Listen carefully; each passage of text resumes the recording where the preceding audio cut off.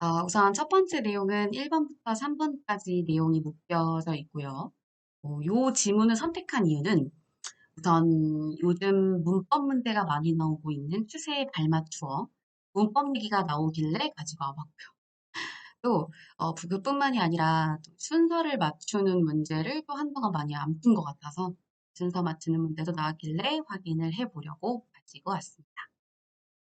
이거는 먼저 순서를 파악하는 1번 문제의 전체적인 선지를 한번 훑어보고 문제를 푸는 게 좋죠. 제일 처음에 가 혹은 다로 시작한다는 얘기로 선지가 구성된 걸 보니까 가냐 아니면 다냐 이렇게 정리가 될 수 있을 것 같아요. 그럼 이제 가일 가능성을 두고 얘기를 한번 해보죠. 우리말 음절은 하고 시작했어요. 음절 이야기를 기본적으로 이제 음운들과 결합해서 이루어지는 것이라고 이야기하고 있어요. 음절은 이렇게 한 글자 한 글자 우, 이, 말 이렇게 되어 있는 것을 음절이라고 하고요. 이 안에 들어있는 리을, 이, 미음과 같은 자음과 모음은 음운이라고 이야기합니다.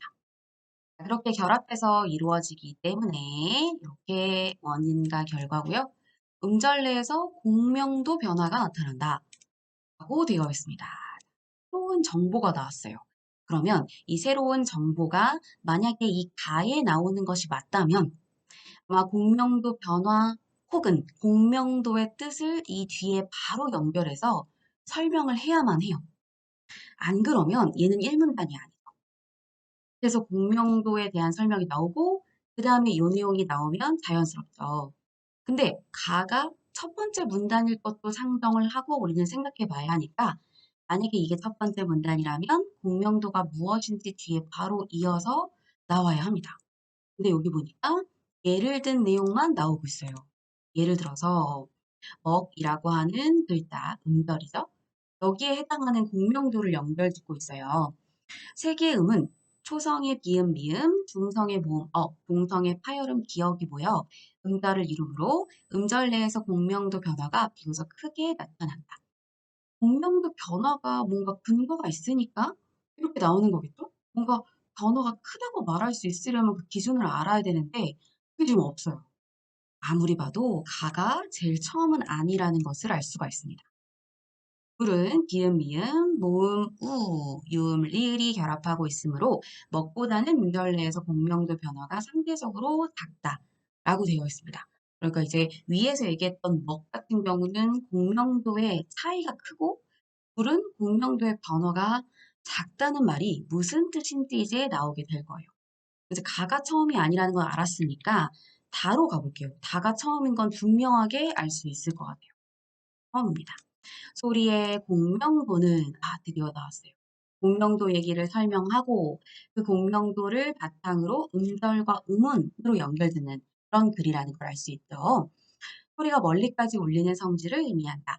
동일한 길이, 강세, 높이로 소리를 낼 경우 공명성이 큰 말소리는 그렇지 않은 말소리보다 더 멀리까지 정확하게 들린다. 입이나 코 또는 성문, 성문의 밑에 각주 달려있죠? 그러니까 한마디로 목구멍 생각하시면 돼요. 이것이 더 많이 열리면서 소리를 동반하는 공기의 흐름이 방해를 덜 받기 때문이다. 그럼 공기의 흐름이 방해를 덜 받으면 공명도가 생기고 공명도라는 것은 더 멀리까지 소리를 정확하게 보내는 역할을 하는 거구나. 이렇게 확인을 할 수가 있어요.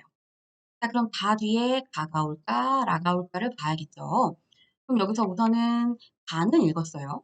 공명도에 대한 설명을 음절과 연결지었고, 그리고 라로 가보니까 이 공명도와 관련된 것을 음운과 연결지었어요. 여기 음운 나왔습니다. 음운 중에서 모음이 자음에 비해서 공명성이 훨씬 크다. 이도 되어 있어요. 다음 중에는 혀 주변이나 코로 공기가 흐르며 소리가 나는 유음, 또 비음, 이 공명성이 큽니다.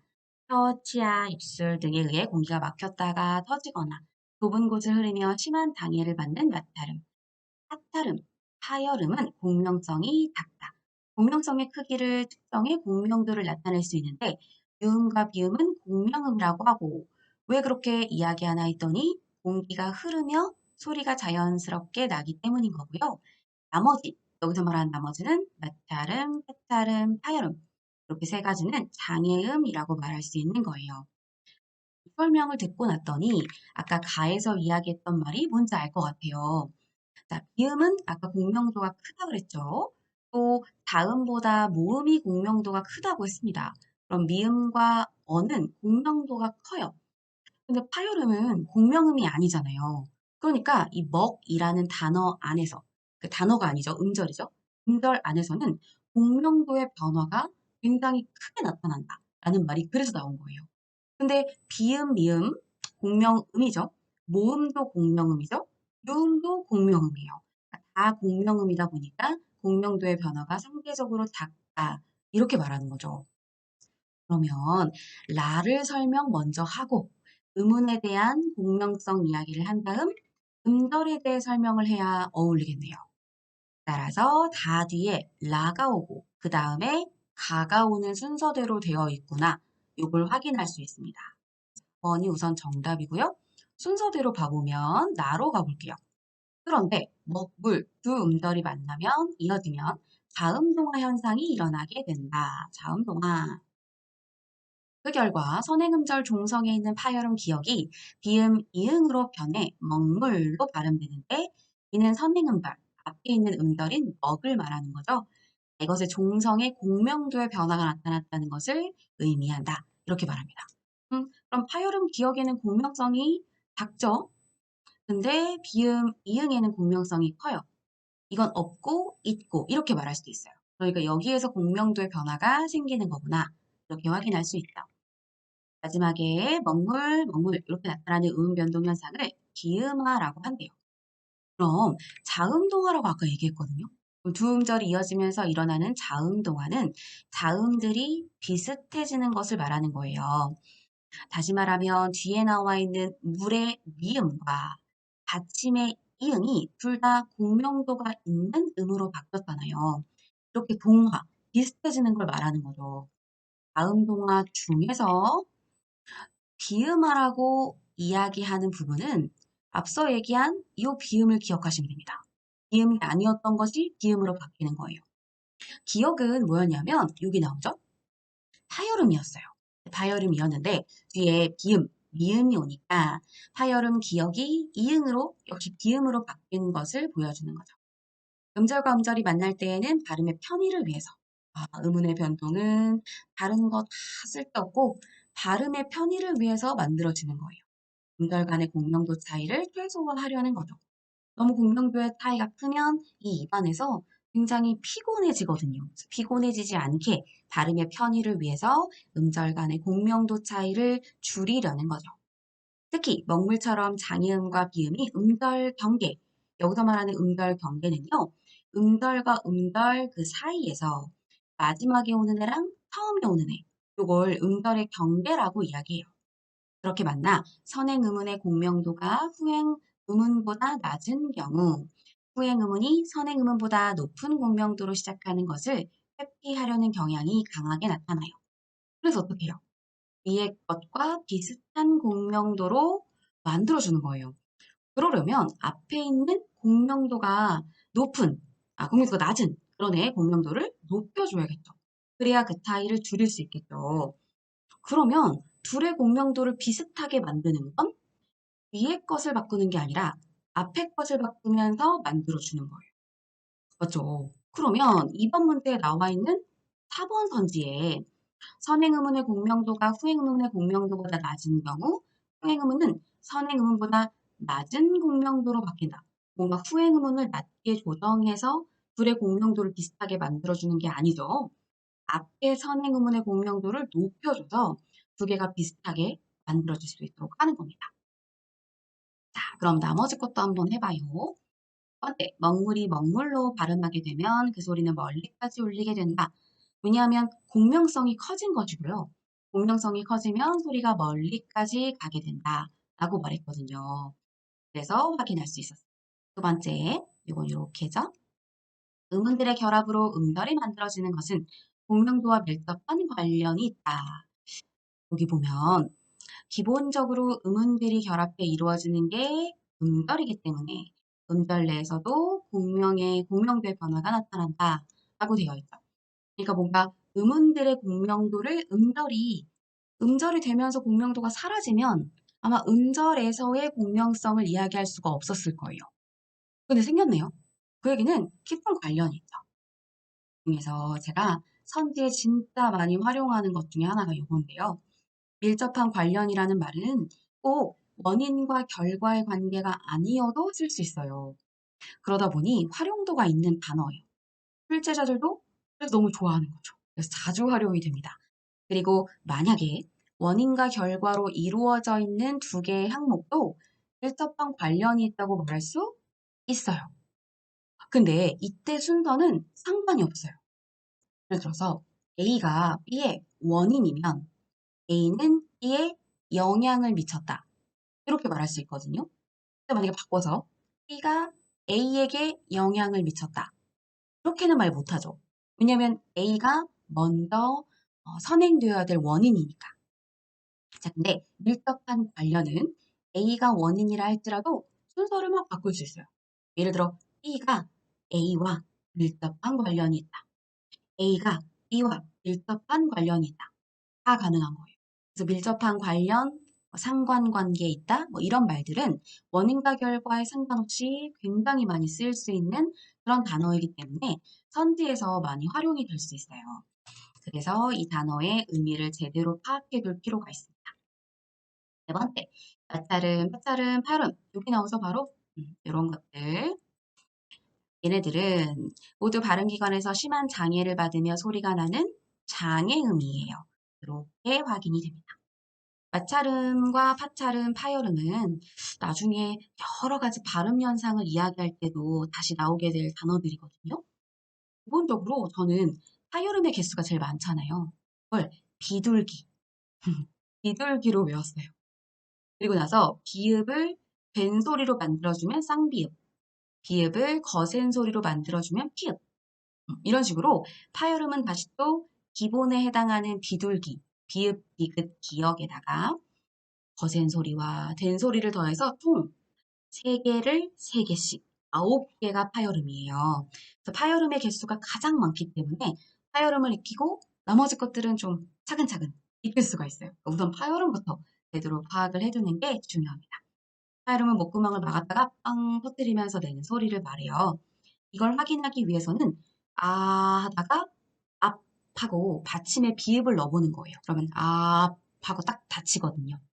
디귿도 마찬가지로 악, 기역도 마찬가지죠. 또 다 목구멍이 막히는 소리예요. 그러니까 만약에 기역이나 비읍이나 디귿과 같은 파열음이 처음 시작할 때는 당연히 막혔다가 터지면서 소리가 날 수밖에 없겠죠. 그래서 파열음이라고 말하는 거예요. 자, 이제 기역의 사례니까 비음하죠? 비음이 아닌 것이 비음으로 바뀌는 걸 확인해 봐야 될 것 같아요. 자, 우선 단물은 발음이 단물 이렇게 됩니다. 이거는 받침 비읍이 이에 나오는 미음 때문에 똑같이 미음으로 바뀐 결과죠. 그러면 파열음이었던 비읍이 비음으로 바뀐 거예요. 단은 이렇게 발음이 될 겁니다. 그럼 디귿이 이은으로 바뀐 거죠. 이은도 비음이고요. 디귿은 파열음이고요. 그 다음에 나오는 걸 봤더니 이건 누가 봐도 하고 해서 이건 된소리 되기. 다른 말로 경음화 현상이에요. 이거 뭐가 바뀌었느냐 하면 뒤에 나오는 후행 음절의 비읍이 쌍비읍으로 바뀐 거예요. 이걸 어떤 사람들은 비읍이 하나 추가된 거 아니냐 이렇게 하는데요. 그게 아니고 이건 비읍이 쌍비읍으로 교체된 거라고 기억을 해주셔야 됩니다. 어쨌든 이거는 비음화가 된 게 아니죠. 된소리로 바뀐 거예요. 맏며느리는 만며느리 이렇게 발음이 됩니다. 그러면 받침에 있었던 디귿이 뒤에 나오는 미음 때문에 이음으로 바뀌게 된 거니까 비음화 현상이죠. 그래서 적절하지 않은 거 3번 고르면 됩니다. 여기 요즘 의문의 변동, 발음법이거든요, 이게. 발음법과 관련된 문법 문제가 많이 나오고 있어요. 두 번째는 4번부터 5번까지인데요. 보아하니까 4번은 어휘 문제, 5번은 질문이에요. 그렇기 때문에 이게 하나하나 내용을 다 이해할 필요가 없는 내용이라는 걸 알 수 있습니다. 그러면 5번 선지에 나와 있는 대출시장 기준, 예금 취급 금융기관, 대고객 시장의 외환 시장과의 연결고리, 파생금융 상품 시장의 거래 규모가 확대된 시기, 이런 것들을 머릿속에 기억하시면서 내용을 확인하시면 돼요. 첫 번째입니다. 대출시장은 은행, 저축은행, 상호금융, 신용협동조합 등과 같은, 저 이런 것도 되게 좋아해요. 뭐뭐와 같은. 이런 얘기는 지금 뭐가 설명된 거냐면 예시가 된 거예요. 뭐 예를 들면 예컨대 이런 말만 예시가 아니고요. 뭐뭐 등과 같은 이렇게 말한 것은 앞에 나타나 있는 쭉 쭈쭈쭈쭈 여기까지. 네.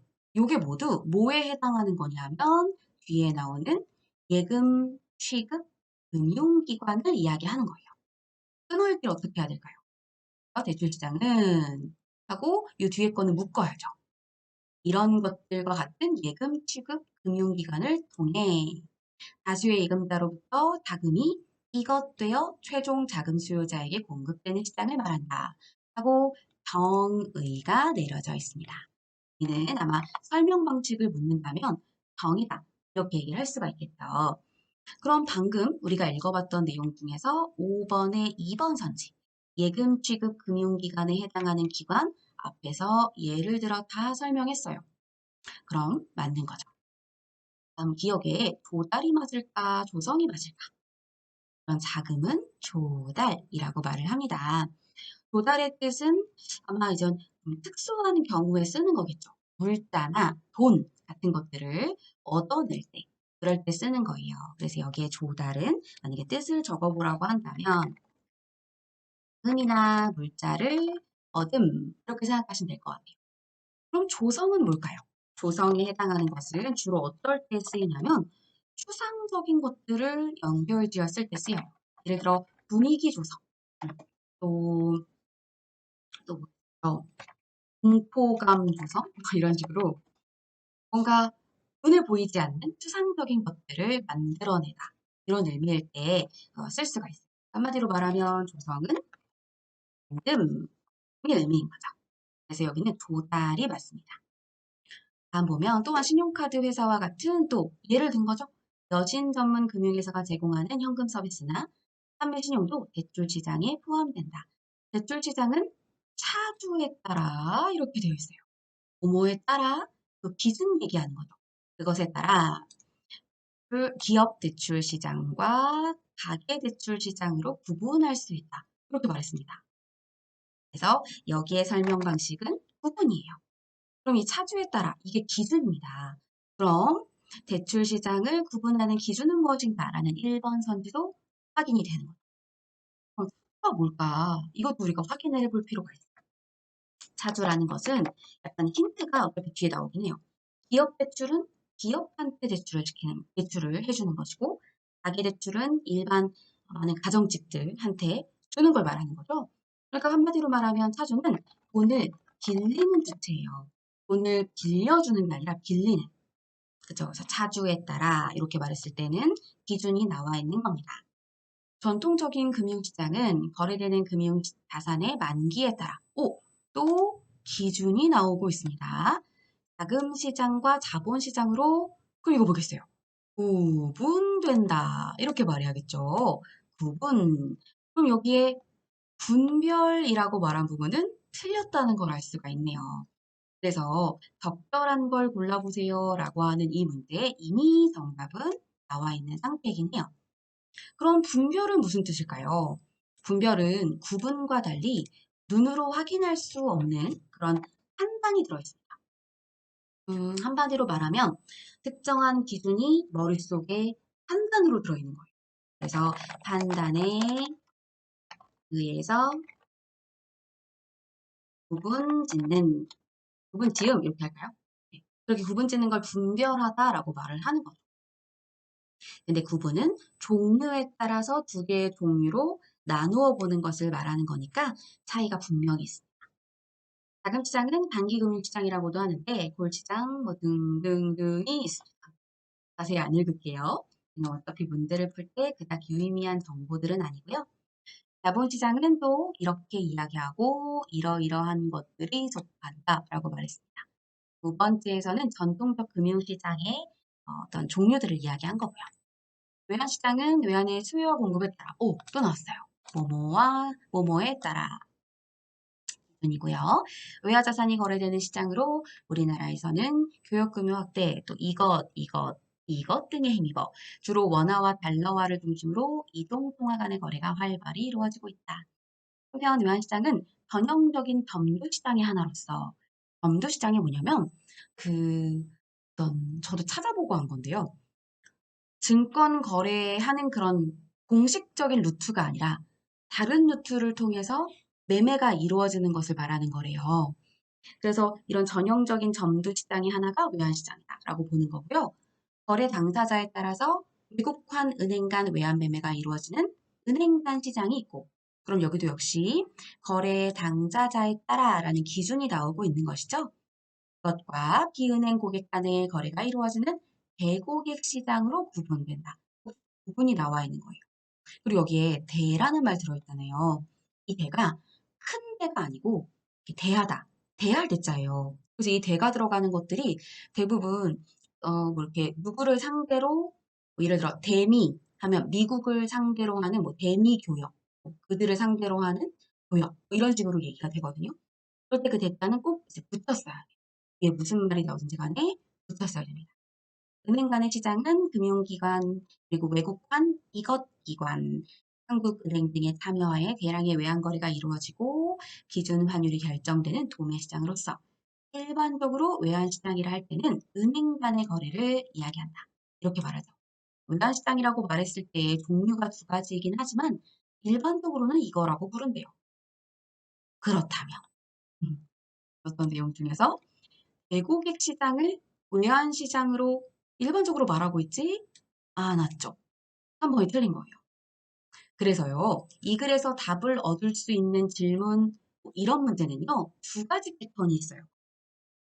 첫 번째 패턴은 질문에 답을 아예 찾을 수 없는 것. 다시 말해서 질문에서 이야기하는 그 핵심적인 내용이 아예 글에 제시되지 않은 경우. 그런 경우가 있을 수가 있고요. 두 번째의 경향은 뭐냐면, 나오긴 나왔어요. 글에 제시가 되어 있긴 한데, 잘못 질문을 한 경우죠. 즉, 잘못 제시된 경우를 바로 말할 수가 있습니다. 또 잘못 제시된 경우 틀린 거고요. 글에 제시되지 않은 경우를 물어도 틀린 거죠. 이렇게 답을 얻을 수 없는 질문과 같은 이런 질문의 유형에서는 두 가지 패턴을 잘 기억해야 합니다. 자, 파생금융시장 요거 마지막에 나와 있죠? 우리 요거 해야죠.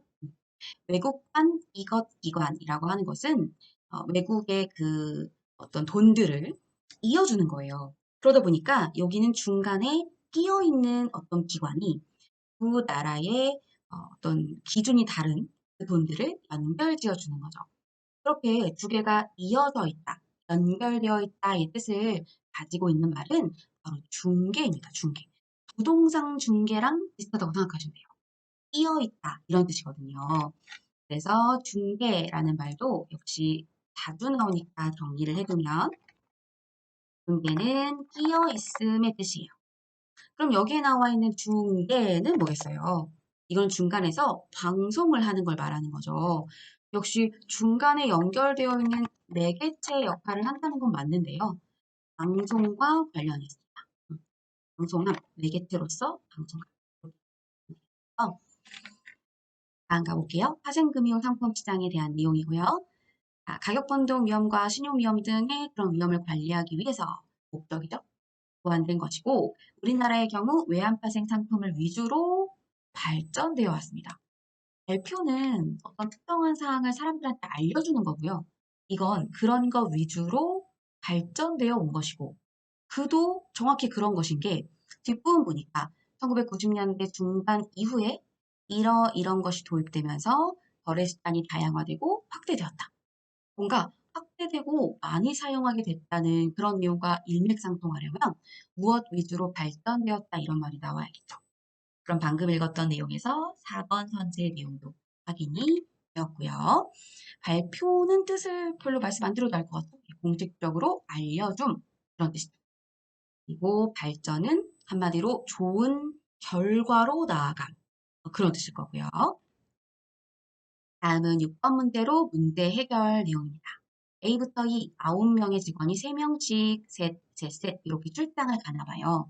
조건에 맞게 미국으로 가는 사람을 골라보는 거예요. 이거는 초거하는 방식으로 금방 풀 수 있죠.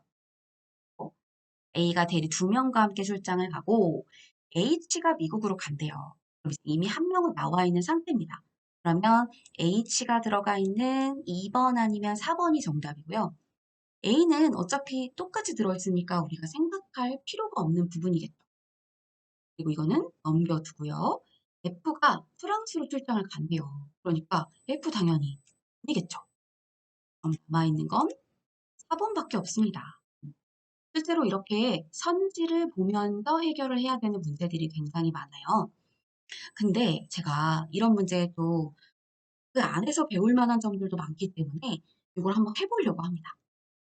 미국, 일본, 프랑스에 각각 누가 가는지 알아둘 필요가 있을 것 같아서요. 한번 해볼게요. 자, 여기에 H가 들어가 있고요. 글자를 좀 키워볼까요? H가 들어가 있는 것까지 봤고요.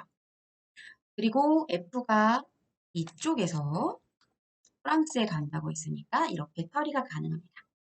그리고 A가 대리 2명과 간다고 했는데 대리는 E, F, G, H, I 따지겠죠?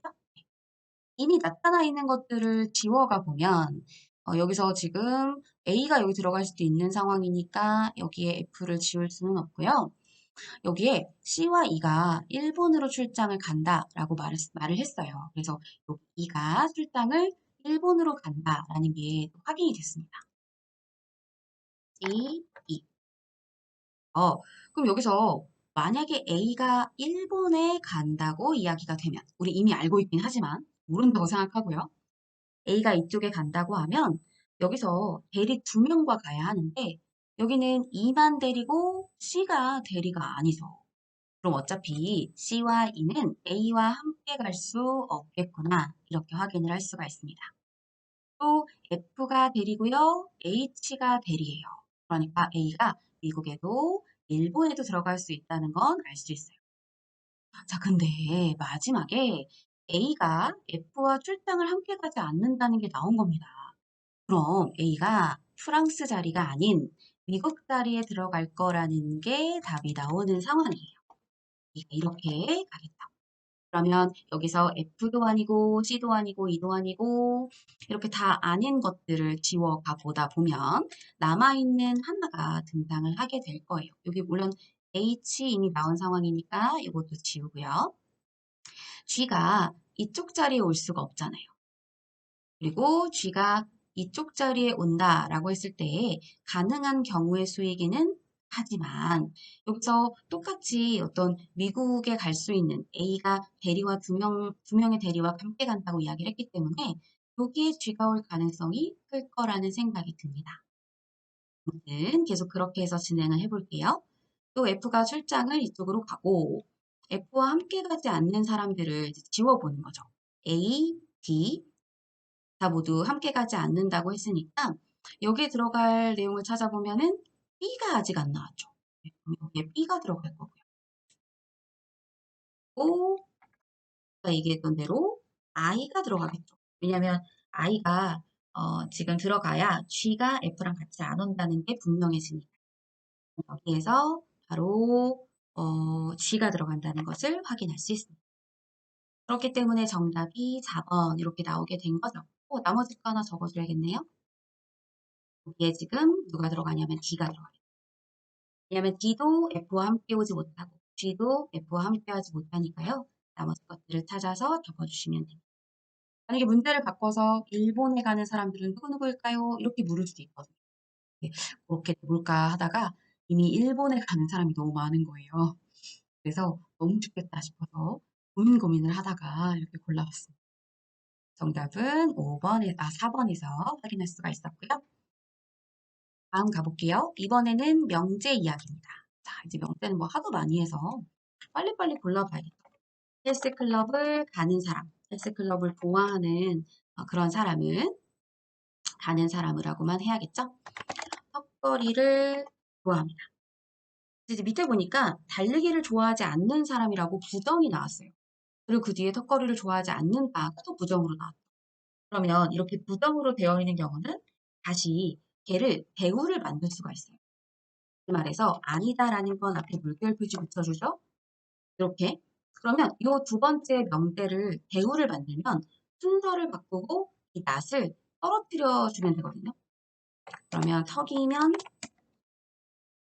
이렇게 되죠. 당연히 여기 뒤에 턱이 나왔으니까 당연히 여기 달이 나올 수 있는 거죠. 그래서 저는 이렇게 보면서 바로 밑에 있는 것에 낫이 들어가 있는 명대의 한 전건과 후건이라고 하는데요. 전건과 후건 중에서 그런 얘기 나오면 자연스럽게 그냥 한 번에 묶어서 이렇게 처리를 할 수가 있어요. 이렇게 볼 수 있도록 시간을 절약하는 연습이 필요한 거죠. 그래서 항상 3인 명제는 보시면 헬스클럽에 가는 사람은 달리기를 좋아한다와 같은 3번 선지가 답이 되는 거죠. 나머지 것들은 모두 아니라는 걸 확인할 수가 있죠. 하나만 해볼까요? 헬스클럽에 가지 않는 사람은 달리기를 좋아한다. 그러면 헬스클럽에 가지 않는 이렇게 낫이 나와야 되는데 그걸 확인할 수가 없어요. 그래서 이걸 연결 지었을 때 3번만 항상 탐이 되는 거죠. 달리기 해볼까요? A와 B 사이에 결승점에 도착한 사람은 2명이다 라고 얘기했습니다. 그러면 A가 앞에 올 수도 있고요. A가 뒤에 올 수도 있어요. 사이에 이렇게 두 개의 자리가 비어져 있다라는 것만 기억하면 돼요. 근데 총 A부터 F까지가 6명이거든요. 그럼 6명의 자리를 생각했을 때 얘네가 이렇게 하나, 둘, 셋, 넷, 다섯, 아이고, 다섯, 여섯 이렇게 될 수도 있고 앞에서 두 개가 있고 그런 다음에 A와 B가 들어간 상태로 중간에 두 칸 있고 그리고 나서 B에 A가 들어간 그리고 대문자로 적어야겠죠. 이런 것도 될 수 있고 아니면 경우의 수를 좀 더 따지고 보는 거예요. B에 B가 들어가고 중간에 두 칸 들어가고 그리고 B가 들어가고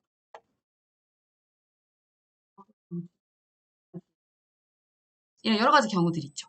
그걸 생각하면 좋아서 미리 써봤습니다. 자, C보다 먼저 결승점에 도착한 사람은 어때요? C가 1등이죠. 그럼 얘는 아니다. 그래서 C를 1등으로 두는 거예요. D는 E보다 먼저 결승점에 도착했다. 그럼 D가 먼저 E보다 앞에 와야 돼요. F는 D 바로 다음에 결승점에 도착했다 하니까 이 두 개가 나란히 묶여 있어야 돼요.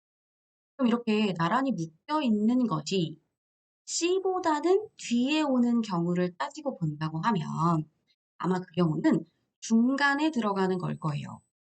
그죠? 중간에 두 개가 연달아 들어가 있는 이 자리가 D와 F가 들어갈 자리일 것이고 C를 앞에다가 놓고 그죠? 그러면 또 우리가 앞서 만나봤던 두 번째 것도 아니네요. 순서가 이렇게 나와 있는 상황이고 빈칸에 뭐가 들어가는 건지도 확인이 가능해지죠. 는 C죠? 여기 사이에는 D 바로 다음이라고 했으니까 D 들어가고 F 들어가고 그다음에 E가 제일 마지막에 들어가겠죠. 그러면 4등을 한 사람 고르라고 했네요. 4등 한 사람은 1, 2, 3, 4 이렇게 됩니다. 정답은 4번 이렇게 됐어요. 그래서 A가 먼저냐 B가 먼저냐는 사실 그렇게 중요하지 않았던 문제였던 거죠. 문제 이것도 역시 문제 해결 내용이고요. 4층에는 회장만 배치가 됩니다. 이제 회장이 모두 이제 각각 몇 명씩 나왔는지를 보면 1반에도 있고 2반에도 있고 그리고 3반에도 있어요. 그러면 4층의 자리는 두 칸밖에 없는데 그 중에 하나는 이제 밑에 내려가게 된다는 거겠죠? 2반에 반방 옆방에는 아무도 배정되지 않고 3층에는 1반만 배정이 됩니다. 1반의 셋 중에서 하나는 아마 회장이겠죠? 회장이 4층을 차지하게 되고 밑에 3층에는 일반의 반장과 그리고 일반의 부반장 이렇게 들어갈 수 있겠네요. 자, 2반의 회장은 2반의 반장 바로 아랫방에 배정된대요. 분명히 회장이 4층에 배정된다고 했는데 여기 지금 북한이에요? 그럼 2반의 회장이 무언가의 아래에 있다는 것은 2반의 회장은 여기 안 들어간다는 거네요. 그렇다면 1반의 회장과 그리고 3반의 회장이 여기 들어가겠구나. 이렇게 확인할 수가 있겠죠. 그리고 2반의 반장 바로 아랫방에 2반의 회장이니까 2반의 반장은 2층에 오겠네요. 그래서 2반의 반장이 오고 2반의 회장이 이 밑에 오게 되겠죠. 자, 2반의 반장 옆에는 아무도 배정되지 않는다고 했으니까 여기가 빈칸이고 3반의 반장과 3반의 회장의 방 번호는 서로 1의 자리가 다르다고 했어요. 2반의 회장이 나오고 여기 마지막 칸칸에 들어가지 않은 하나가 들어가야 하잖아요. 여기 들어갈 내용은 아마 3반에 안 나온 사람을 찾으면 되겠죠? 3반에 지금 회장이 들어갔으니까 반장이 여길 겁니다. 자, 근데 제가 지금 말씀드린 이 자리들은 모두 명확하게 그 자리가 딱 정해져 있는 게 아니에요. 맞죠? 임의로 제가 배치를 한 것이지 정확하게 뭐 왼쪽 1호 자리에 있다, 2호 자리에 있다 이런 얘기는 안 했어요. 다들 요게 바뀔 수 있습니다. 또 3반의 반장과 3반의 회장 이 둘은 일의 자리가 다르니까 얘가 1호에 오면 얘가 2호에 오고 여기가 1호가 오면 여기가 2호가 온다는 분명한 기준이 있는 그런 부분은 이 둘밖에 없고요. 나머지는 진짜 어디 가든 상관이 없어요. 그럼 뭐는 분명한가요? 층수는 분명해요. 그럼 그걸 건드리는 거, 그게 반드시 옳지 않은 것이 되겠죠. 그걸 건드린 내용이 4번 선지에 나와 있더라고요. 3반의 반장은 2층에 배정된다. 이렇게요. 층수는 고정되어 있단 말이죠. 얘네가 어디에 들어가는지의 층수는 그대로 고정이 되어 있기 때문에 그것을 가지고서 이야기하고 있는 부분 중에 틀린 것이 있으면 반드시 옳지 않은 것이 될 수 있다는 거죠. 다음 10번 문제는 조직 이해 능력인데요. 기능적 조직 구조, 아마 이걸 아직 안 배웠으니까 잘 모르실 수도 있는데요.